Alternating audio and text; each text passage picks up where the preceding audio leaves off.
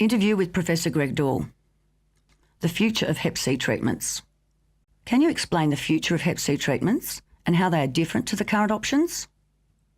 Okay, so the first message is that the future looks incredibly exciting in terms of new hepatitis C treatments, which is, I think going to be amazingly empowering for people with hepatitis C and healthcare workers that are involved in care, because we're going to transform management of hepatitis C from an interferon-based era, which has been difficult treatment to get through, lots of side effects, suboptimal cure rates, into an era where we expect the cure rates to be around about 90%.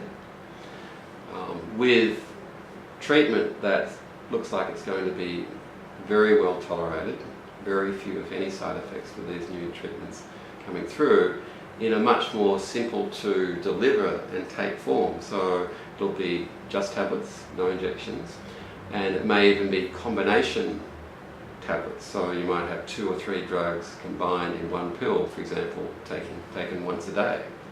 And the duration of treatment looks like it's going to be much shorter. So we think the vast majority of people will be treated for 12 weeks. Some people might even get by with 8 weeks of treatment only, and still maintaining those cure rates up around the 90% mark.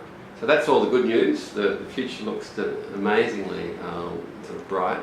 How far in the future before we see these new treatments?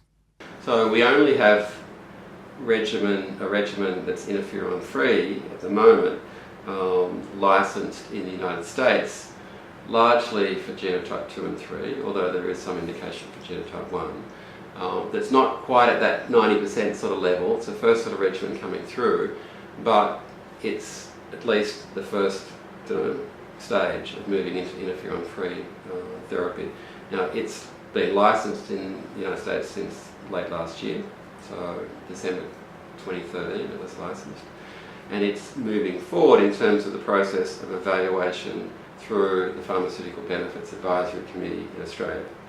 Now, the previous new therapies that were included with interferon treatment, telaprevir and boceprevir, they took 2 years from licensing in the United States to listing on the Pharmaceutical Benefits Scheme.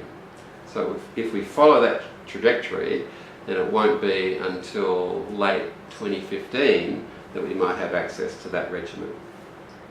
And it's possible that that regimen still might be restricted to people with more serious advanced liver disease, so it may not be available to everyone in terms of underlying disease stage. I don't think there's going to be any restriction based on whether you're on methadone or buprenorphine or not, or whether you're still injecting or not.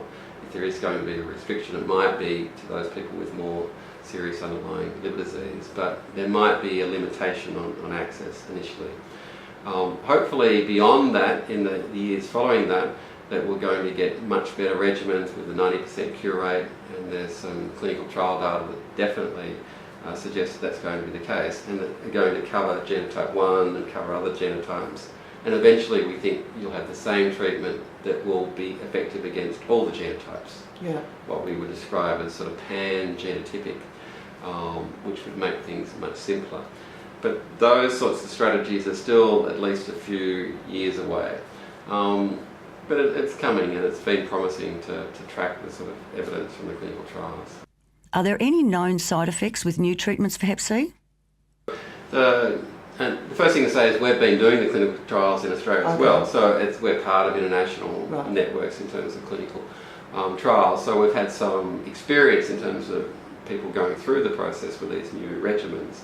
And the first thing to say is that most people who go into these treatments experience very few, if any, side effects, and many people actually feel better than before they started the treatment.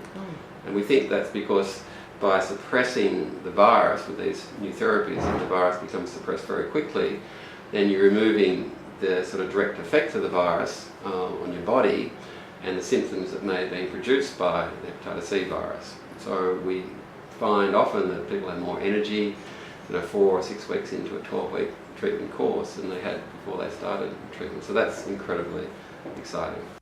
Should people wait till the new treatments become available? Or is it best to treat Hep C early? Well, yes and no. So I think our current message is the message around disease staging. So to make an informed decision about whether to go into treatment now or to wait, it's really important to know how much underlying liver disease you have. Now, if you find out you don't have much liver disease, you can still access the current treatments and there's a reasonable chance of being cured, but you've got to experience those side effects that people generally have. But if you don't want to go into treatment now and you've got no significant underlying liver disease, you at least know that you've got years up your sleeve to wait until those new treatments come through, because generally hepatitis C, if it's going to progresses quite slowly. On the other hand, if you have your underlying liver disease staged and you find out you've really got serious underlying liver disease in terms of severe scarring or cirrhosis, then it's important to potentially consider the best available treatment now to try and eradicate the virus.